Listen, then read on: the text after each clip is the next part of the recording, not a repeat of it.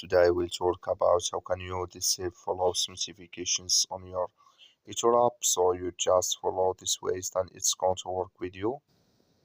All you have to do, you just go above this sign, click on it.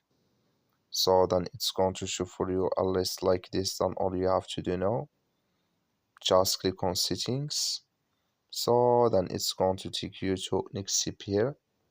Then just click here on notifications here. So then it's going to take us to next step. Then all you have to do, just click on social activity. You just click on it. It's going to take you to this list. You come here to follows, click in this sign or this color.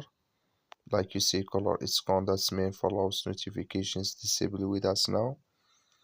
That's all you have to do. That's all. I wish you a great. Thank you for watching.